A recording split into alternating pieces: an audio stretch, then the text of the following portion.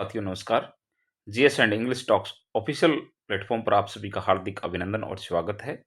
जैसा कि आप जानते हैं 2026 के न्यू ईयर के शुभ अवसर पर हमने एक ऐसी सीरीज स्टार्ट की है जो पीसीएस बॉन्ड 2026 के नाम से, जिसके अंदर हम only 100 topics history, political, geography, economics, environment या फिर साइंस के कहीं, यहाँ से ओनली 100 टॉपिक्स सेलेक्ट किए हैं। और इससे ज़्यादा जैसा आप देख पा रहे हैं, नथिंग मोर। एक चैप्टर हम जो है पहला चैप्टर कर रहे हैं, जिसमें अभी तक की बातचीत में हमने सातवाहन वंश के कुछ इम्पोर्टेंट बातें देखी हैं, जो आज हम स्क्रीन पर देख भी पा रहे हैं हमने क्या-क्या डिस्कस किया है। चलिएगा बिना किसी देरी के हम आगे बढ़ रहे हैं और इस फर्स्ट टॉपिक का जो बचा हुआ पार्ट है, पार्ट 2, उसकी बातचीत हम करेंगे।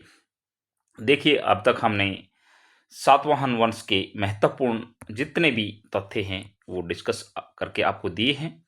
उसके बाद आप देख पा रहे हैं हमने इसी कॉन्टेक्स्ट में आगे बढ़ते हुए जानकारी के स्रोत जितने भी हैं, सातवाहन वंश की जानकारी कहाँ-कहाँ से मिलती है, ये सारी बातचीत हमने की है।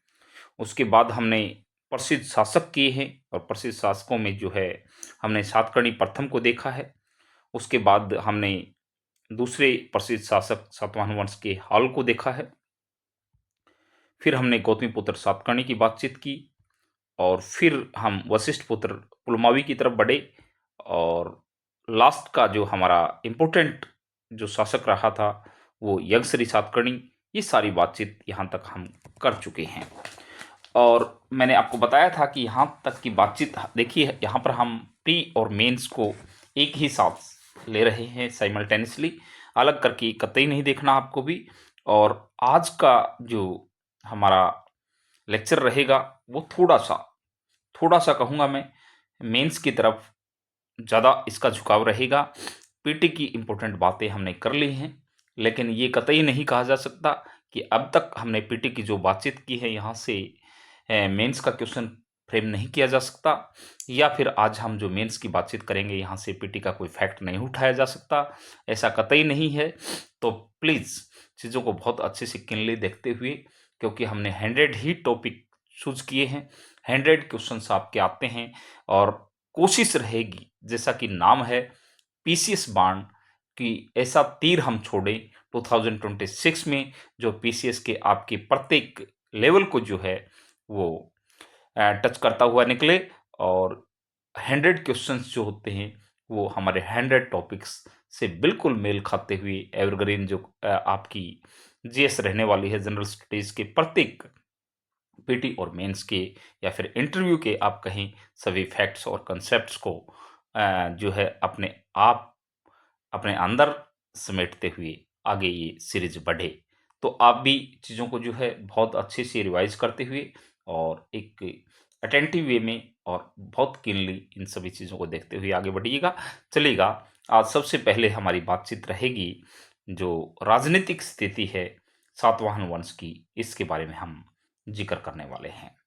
देखिए, राजनीति की बातचीत यदि हम सातवाहन वंश में करें, तो आप कह सकते हैं कि यहाँ से हमें सामंतिक जो है लक्षण दिखाई देते हैं। अब देखिए, यहाँ हम बातचीत कर रहे हैं कि राजनीतिक स्थिति की, तो यहाँ पर ये फैक्ट जो है पीटी का भी आपका यहाँ से बनता हुआ जा रहा है। तो सामंतिक लक्षण जो है सबसे पहले सर्वप्रथम जो दिखाई दिए, वो इसी काल में दिखाई दिए और आप कह सकते हो कि सामंतों की 3 श्रेणियाँ यहाँ आपको दिखेंगी। 3 श्रेणियाँ आपको दिखाई देंगी सामंतों की। कौन सी?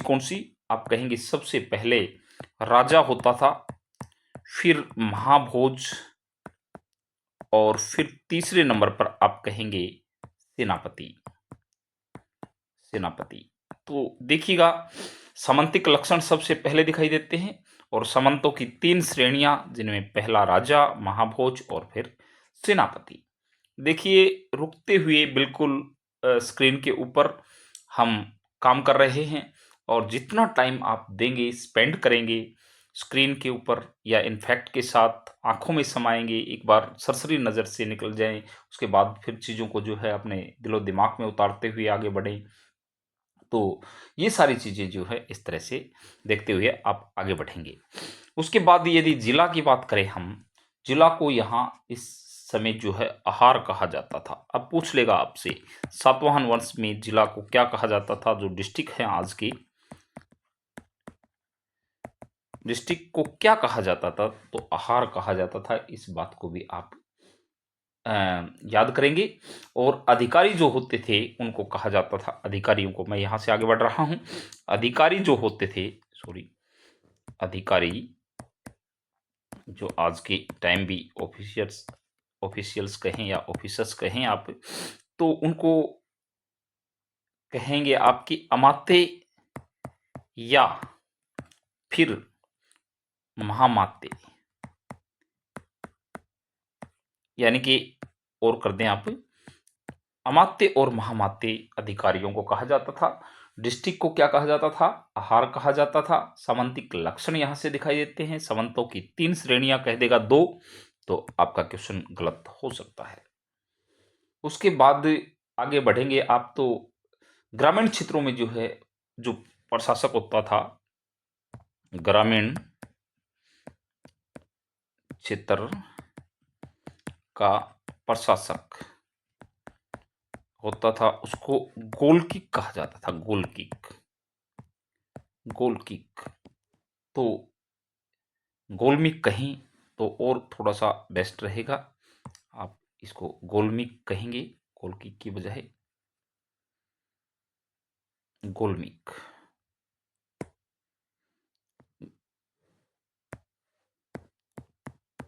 गोलमिक, यहीं से ऐसी ऐसी टर्मिनोलॉजी है, यही हमें परेशान करती है।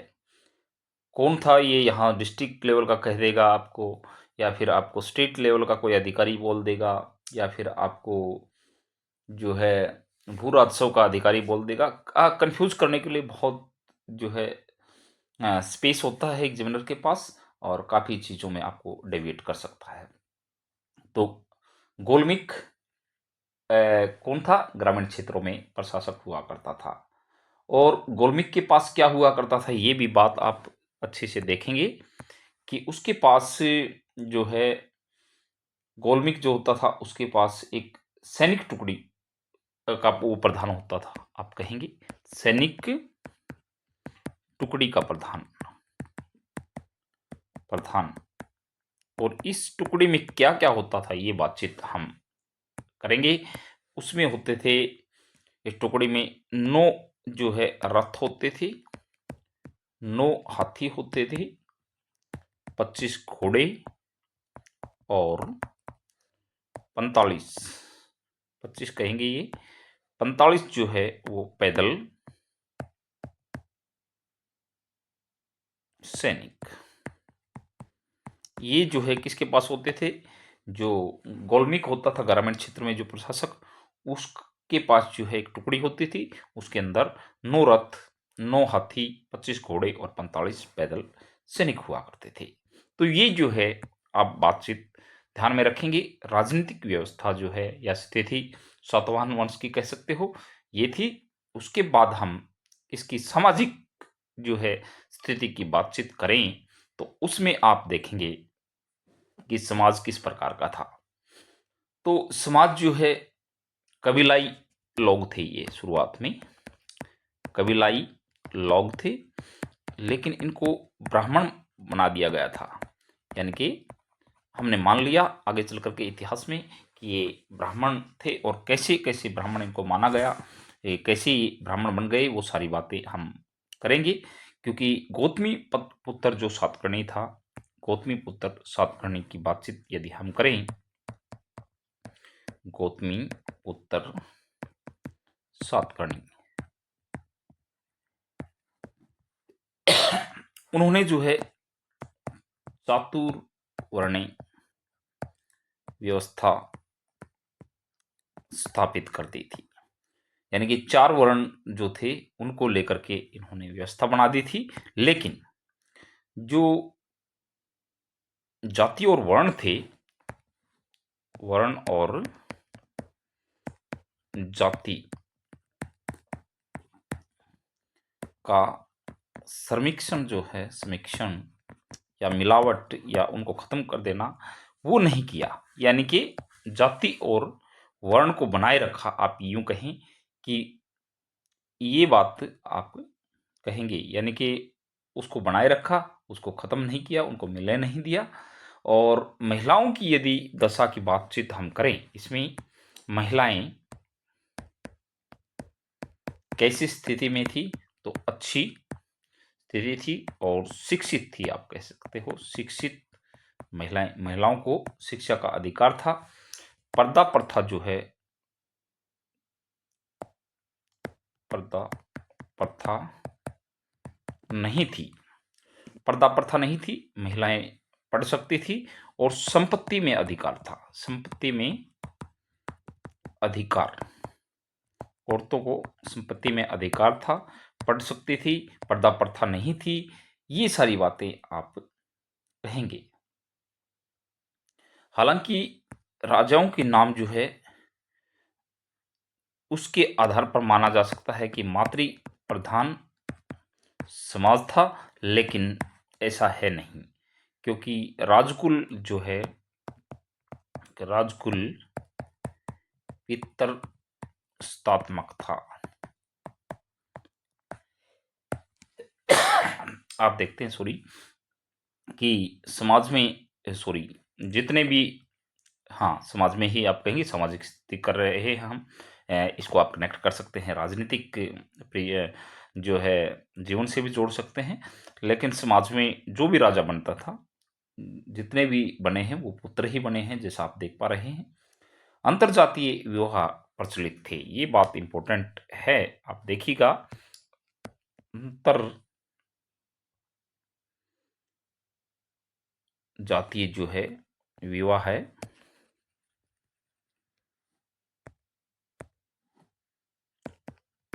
इंटरकास्ट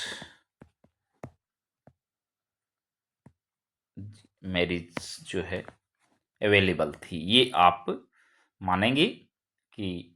और महिलाएं जो हैं, राज परिवार की जो महिलाएं थी, महिलाएं राज परिवार की, राज परिवार कहेंगे कि महिलाएं बौद्ध धर्म को, और पुरुष जो हैं वो वैदिक धर्म को ज़्यादा प्रेफर करते थे। ये बात भी आप ध्यान से देखेंगे कि महिलाएं बौद्धों की तरफ, यानी कि बौद्ध धर्म की तरफ ज़्यादा झुकाव था उनका, और पुरुषों का झुकाव जो है ज़्यादा महिला सॉरी वैदिक धर्म की तरफ था। उसके बाद यदि हम आगे बढ़ें तो आर्थिक स्थिति कैसी थी इस जो है सातवाहन वंश में, उसकी बातचीत हम करेंगे।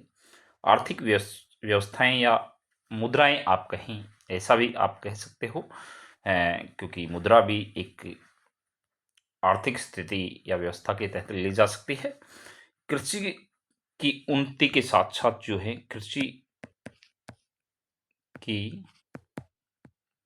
उन्नति के साथ साथ साथ व्यापार और वाणिज्य जो है इसकी प्रगति हो रही थी, यानी कि बहुत उन्नत अवस्था में कृषि और व्यापार था, ये बात आप कहेंगे। और राजा जो लेता था कृषकों से, राजा द्वारा कृषकों से कर जो लिया जाता था, वो आप कहेंगे उपज का एक, यानी कि उपज का हिस्सा छठा हिस्सा लिया जाता था। छठवां हिस्सा राजा के द्वारा जो है कर के रूप में लिया जाता था। ये बात भी आप अच्छे से देख लेंगे, क्योंकि सारी चीज़ें कहीं ना कहीं आपका कंसेप्ट के साथ साथ फैक्ट भी तैयार कर रही हैं। और मिलिंदपन हो, जैसा कि आप जानते हैं, मिलिंदपन हो और महावस्तु दोनों पुस्तकें हैं, से यहाँ के व्यवसायों और शिल्पियों की जानकारी मिलती है। व्यवसाय और शिल्पियों शिल्प या शिल्प की श्रेणियों आप कहेंगे, शिल्पियों की जो श्रेणी थी उनका और व्यवसायों का मिलन न हो और वहाँ वस्तु से इसमें पता चलता है, ये बात भी आप अच्छे से देखेंगे। और जो श्रेणियाँ होती थी शिल्पियों की, उनके प्रधान को सिस्टीन कहा जाता था। आपसे बस यही काफ़ी है परेशान आपको करने के लिए।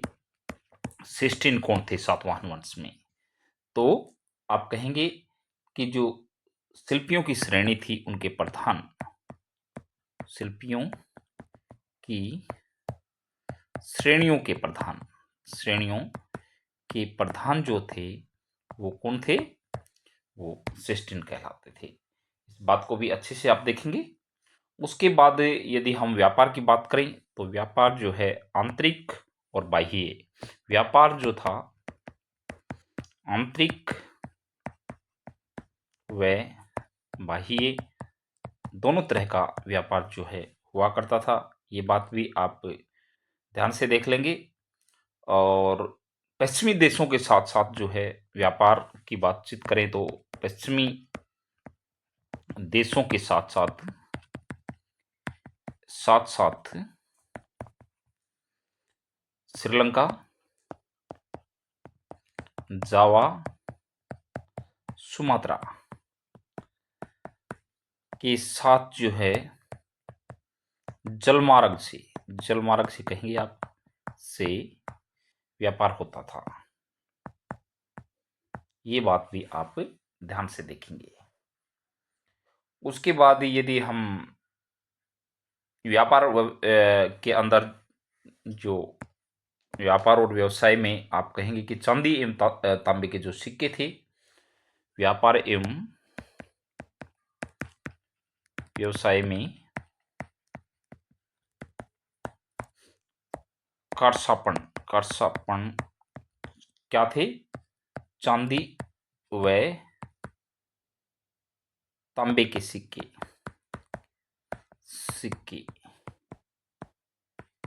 का प्रयोग यानी कि करसापन का प्रयोग होता था व्यापार और व्यवसाय में। और करसापन क्या थे आपसे ये पूछ लेगा, वंश पूछ लेगा, किस चीज के बने होते थे ये सिक्के। काफी सारी जो है गुंजाइश है क्वेश्चन बनाने के लिए। टेस्ट सीरीज आप अपनी ही तैयार करते रहें। और सोने की मुद्रा जो थी उसको स्वर्ण कहा जाता था। स्वर्ण क्या होता था? स्वर्ण जो है वो सोने की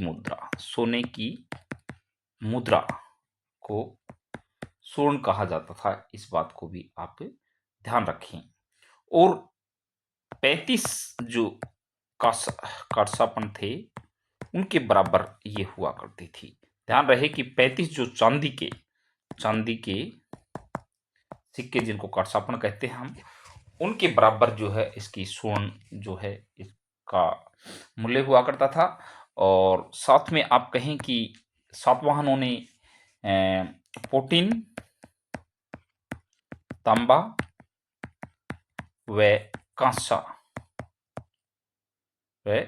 कांसे की कहें कि मुद्राएं चलाई। मुद्रा में प्रोटीन की, तांबे की और कांसे की मुद्रा इन्होंने चलाई। और इस काल में जो है शिल्पियों में गंधिकों का उल्लेख दाताओं के रूप में बार बार आया है। अब गंधिक क्या थे? गंधिक ही आप मान लें, गंधिकों का शिल्पियों में गंधिकों का जिक्र आया है। तो गंधिक कौन थे वो? तो ऐसे शिल्पी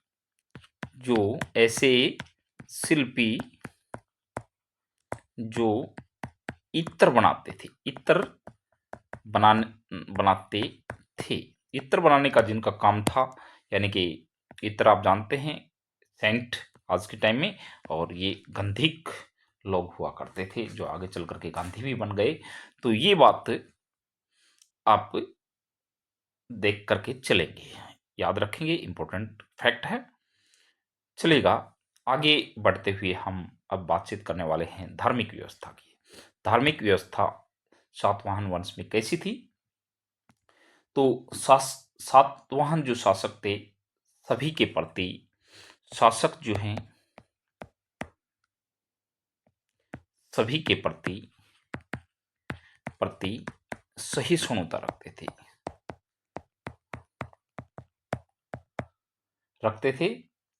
इसमें धार्मिक सहिष्णुता आप कहेंगे, धार्मिक सहिष्णुता, किसी धर्म को जो है ऊपर नीचे ये नहीं मानते थे, सभी धर्मों को समान रूप से संरक्षण देते थे। तो ये राजा की मुख्य विशेषता होती थी इस काल में। हालांकि आप देखते भी हैं कि हाल की जो गाथा सप्तमी है, गाथा सप्तमी, गाथा सप्तशती जो प्राकृत में है, ध्यान रखें इस बात का, आप संस्कृत में कह देगा आपको और गलत करवा सकता है।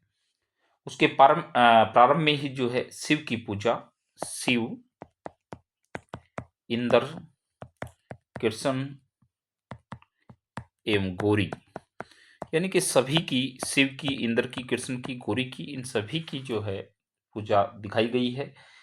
ये उल्लेख किया गया है। इससे लगता है कि जो है राजा भी जो है धर्म के अंदर इंटरेस्ट लेते थे, लेकिन कोई ऊपर नीचे देवता नहीं था उनकी नज़रों में। सभी को समान रूप से संरक्षण, या फिर यूं कहिएगा कि मान्यता देते थे। और ये जो शासक जो थे, शासक स्वयं को देवताओं से जोड़ने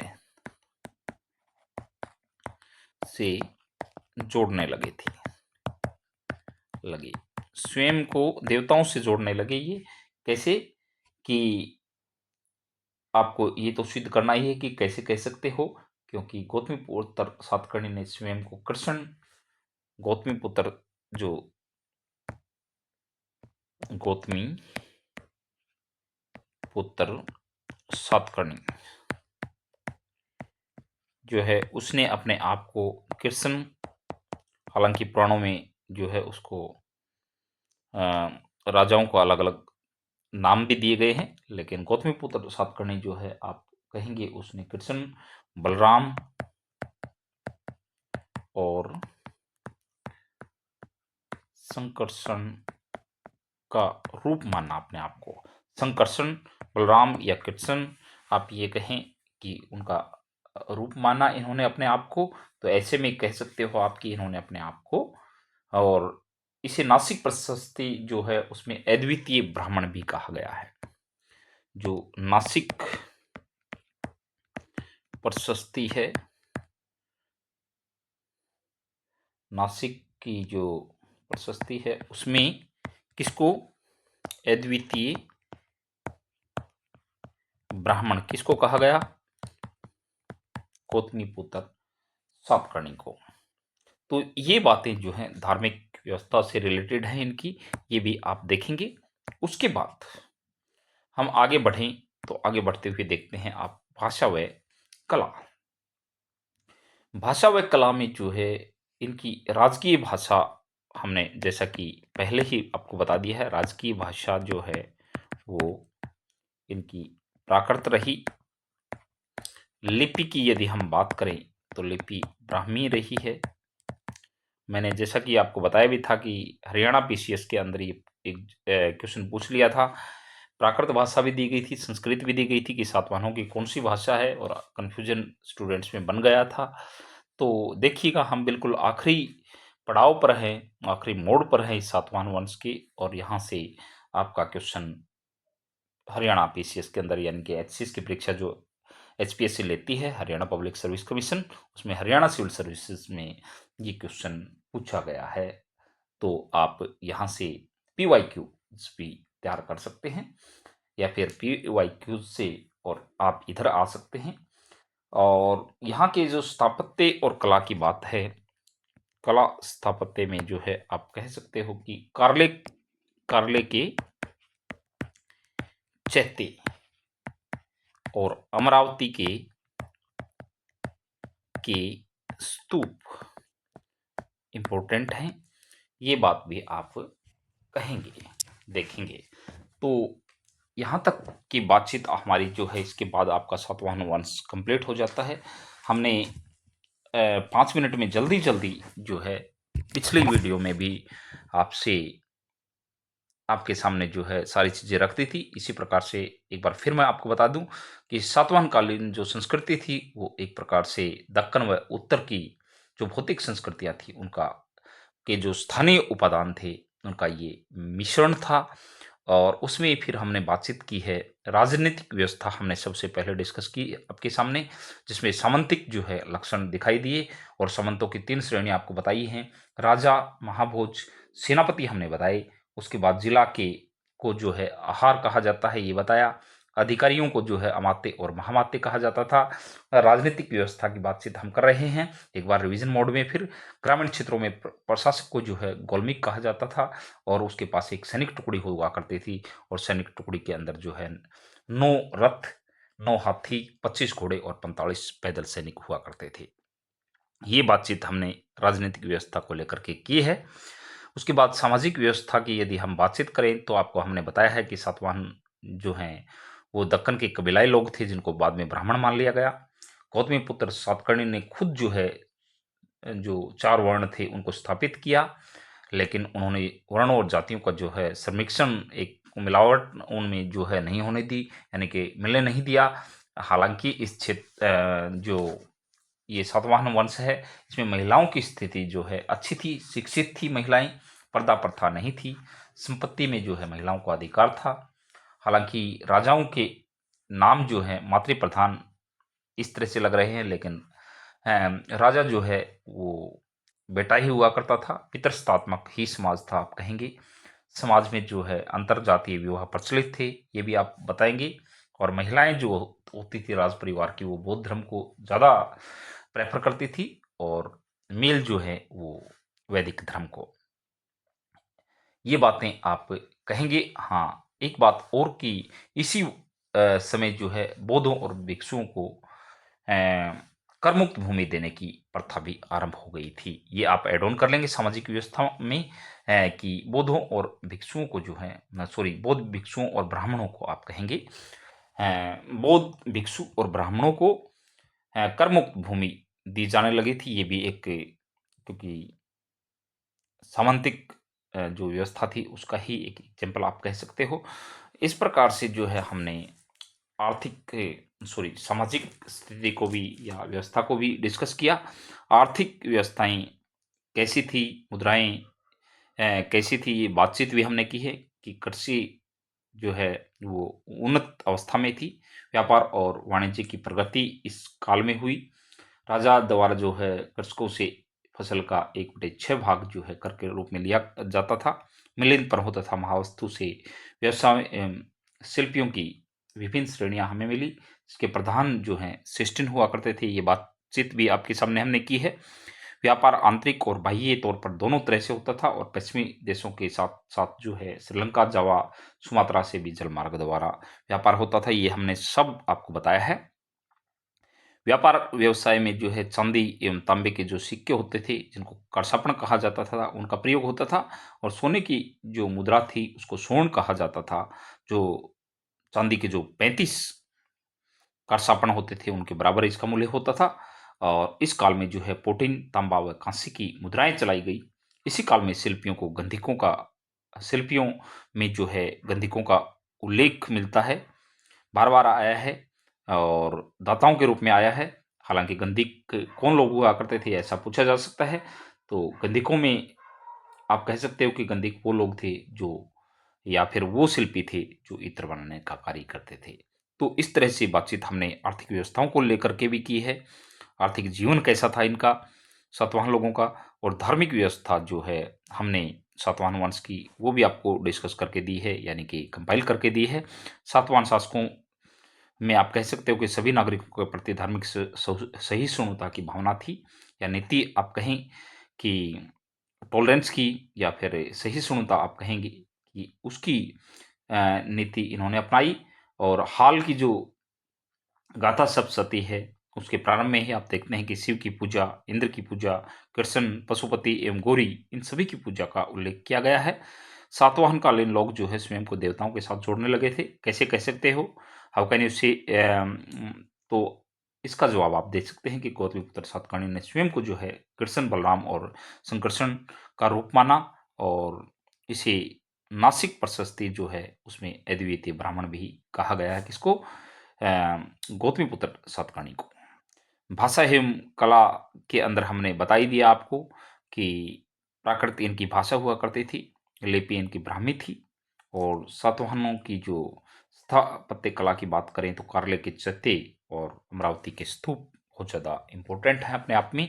तो ये सारी बातचीत आज हमने की है। इसके साथ आपका पहला टॉपिक सातवाहन वंश का आउट ऑफ 100 टॉपिक्स जो है कंप्लीट हो चुका है। हम धीरे-धीरे आगे बढ़ते हुए एक दिन हिस्ट्री, एक दिन पॉलिटी, इस तरह से जो है किसी सब्जेक्ट को रहने भी नहीं देंगे। फिर कुछ एक जो आपके सब्जेक्ट हो जाएँगे, उनके टॉपिक्स हो जाएँगे, तो फिर हम किसी तीसरे या चौथे सब्जेक्ट की तरफ बढ़ेंगे। तो इस तरह से एक बार हम 2 टॉपिक्स हिस्ट्री और पॉलिटी को जो है साइमल्टेनियसली लेकर के चल रहे हैं। हो सकता है कि अगला टॉपिक आपका पॉलिटी का आए और उसमें इम्पोर्टेंट बातचीत आपकी जितने भी फैक्ट और कंसेप्ट होंगे वो सारी आपको यहाँ इसी स्क्रीन के ऊपर करवाए जाएँगे। तो आप हमारे साथ बने रहिएगा। जाते-जाते चैनल को सब्सक्राइब करना कतई मत भूलिएगा, और वीडियो को लाइक और शेयर कर दें यदि आपको लग रहा है थोड़ा भी कि इस वीडियो से हमें फ़ायदा हुआ है। देखिएगा, सारी चीज़ें आपको स्टार्टिंग में दे दी गई हैं हैंडमेड नोट्स के साथ, इसके ऊपर पूरी तरह से मेहनत करके, और फिर एक-एक चीज़ आपको लिख-लिख करके दिखाई जा रही है, बताई जा रही है, समझाई जा रही है। तो आप इसी तरह हमारे साथ बने रहिएगा। मिलते हैं नई वीडियो में किसी नए टॉपिक के साथ। Thank you very much. Thank you all of you.